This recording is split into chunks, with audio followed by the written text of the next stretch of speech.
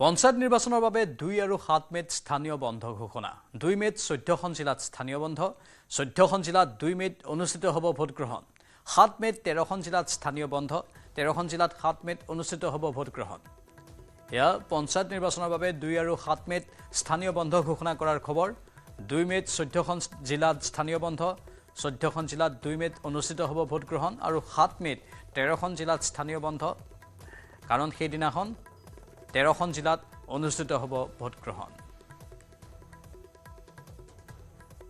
প্ৰথম আৰু দ্বিতীয় পৰ্যায়ৰ নিৰ্বাচনৰ বাবে এই স্থানীয় বন্ধ ঘোষণা কৰা হৈছে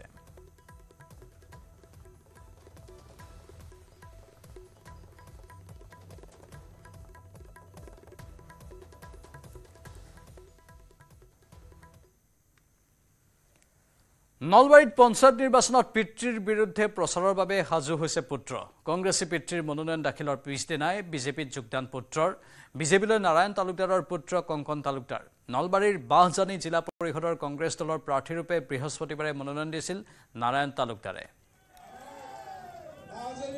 পঞ্চায়ত নিৰ্বাচনত পিতৃৰ বিৰুদ্ধে প্ৰচাৰৰ বাবে এতিয়া এজন পুত্ৰ সাজু হৈছে কংগ্ৰেছী পিতৃৰ মনোনয়ন দাখিলৰ পিছদিনাই বিজেপিত যোগদান কৰিলে পুত্ৰই নলবাৰীত এই ঘটনা সংঘটিত হৈছে বিজেপিলৈ নাৰায়ণ তালুকদাৰৰ পুত্ৰ কংকন তালুকদাৰ নলবাৰীৰ বাহজানী জিলা পৰিষদৰ কংগ্ৰেছ দলৰ প্ৰাৰ্থীৰূপে বৃহস্পতিবাৰে মনোনয়ন দিছিল নাৰায়ণ তালুকদাৰে আৰু তাৰ ঠিক পিছদিনাই তেখেতৰ পুত্ৰই বিজেপিত আনুষ্ঠানিকভাৱে যোগদান কৰে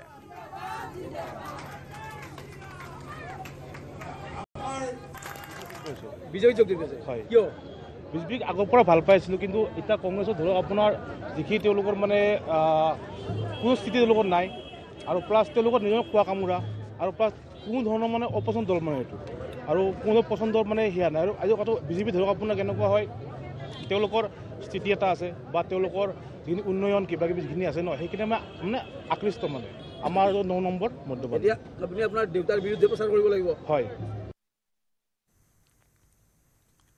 মনোনয়ন দাখিলৰ সময়ত নগাঁও জিলা আয়ুক্তৰ কাৰ্যালয়ত সৃষ্টি হয় উত্তপ্ত পৰিস্থিতি কংগ্ৰেছৰে দুটা ফৈদৰ মাজত সৃষ্টি হয় সংঘাত ধিং বিধানসভা সমষ্টিৰ হোলগুৰি গাঁও পঞ্চায়তৰ আঞ্চলিক সদস্যৰ দলীয় প্ৰাৰ্থিত্ব প্ৰথমে দিয়া হৈছিল ফকৰুদ্দিন আলী আহমেদ নামৰ এজনক পিছে শেষ মুহূৰ্তত পুনৰ কংগ্ৰেছৰ পৰা দলীয় টিকট আনি মনোনয়ন পত্ৰ দাখিল কৰিবলৈ আহে হাফিজুল ইছলাম নামৰ আন এজন কংগ্ৰেছীয়ে যাক কেন্দ্ৰ কৰি মনোনয়ন দাখিলৰ সময়ত জিলা আয়ুক্তৰ কাৰ্যালয়তেই কংগ্ৰেছৰ দুটা ফৈদৰ মাজত সংঘাতৰ সৃষ্টি হয় পিছত আৰক্ষীয়ে নিয়ন্ত্ৰণ কৰে পৰিস্থিতি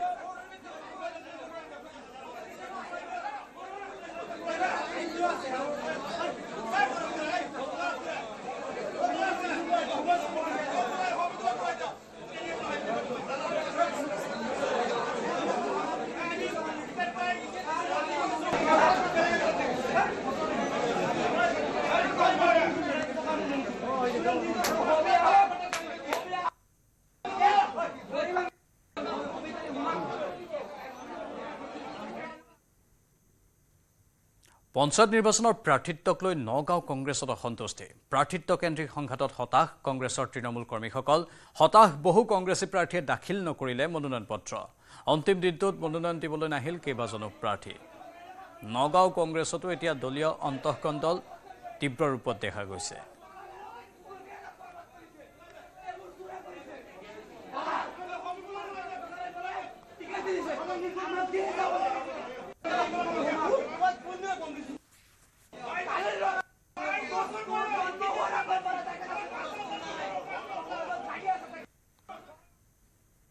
আনফালে নিৰ্বাচনৰ পূৰ্বে নদুৱাৰ সমষ্টিত ব্যাপক হিংসা বিজেপি সমৰ্থকৰ বিৰুদ্ধে কংগ্ৰেছ প্ৰাৰ্থী আৰু সমৰ্থকক আক্ৰমণ কৰাৰ অভিযোগ ঘটনাত আহত কংগ্ৰেছ প্ৰাৰ্থী আৰু সমৰ্থক আহত প্ৰাৰ্থী ৰকিবুল ইছলাম আৰু সমৰ্থক মফিজউদ্দিন আহত দুয়োকে তেজপুৰ কনকলতা অসামৰিক চিকিৎসালয়ত ভৰ্তি কৰোৱা হয় নদুৱাৰত শোণিতপুৰ জিলা কংগ্ৰেছৰ সভাপতি দাদুল বৰকটকীও শাৰীৰিকভাৱে অপদস্থ হৈছে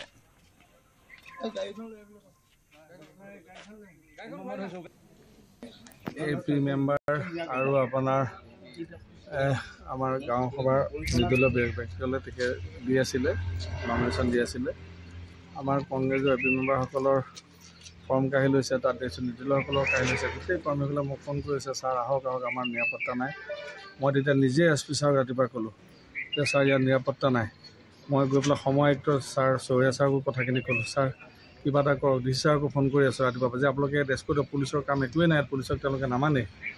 ইমানখিনি কৰাৰ পিছত বাৰে বাৰে কোৱাৰ পিছত কিন্তু তাত যেনেধৰণে নিৰাপত্তা দিয়ে মানুহখিনি নিৰাপত্তা নিদিলে।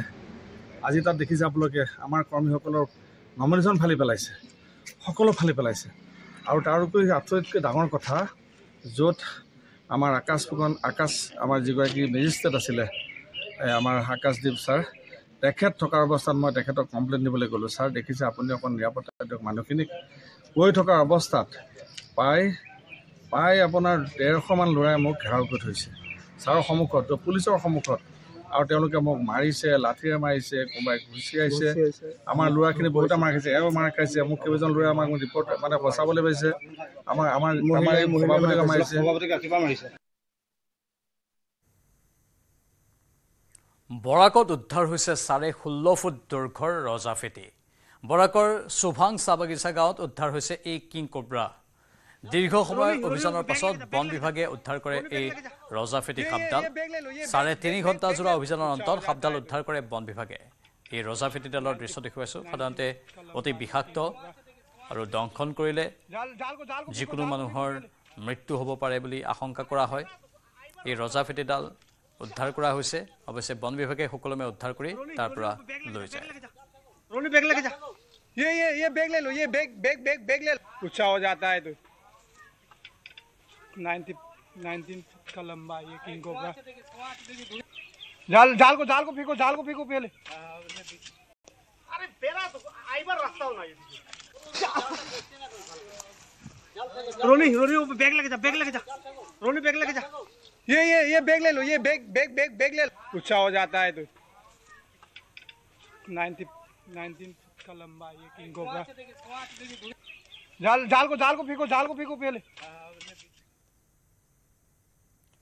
পঞ্চায়ত নিৰ্বাচনক লৈ কামৰূপ জিলা কংগ্ৰেছত গৃহকন্দল। 4-5 লাখ টকাৰ বিনিময়ত আঞ্চলিক পঞ্চায়তৰ সদস্য প্ৰাৰ্থীৰ টিকট বিক্ৰীৰ অভিযোগ জিলা সভাপতি কংকন দাসৰ বিৰুদ্ধে। এই গুৰুতৰ অভিযোগ তুলিছে প্ৰদেশ কংগ্ৰেছৰ সংখ্যালঘু বিভাগৰ সাধাৰণ সম্পাদক তবিবুৰ ৰহমানে।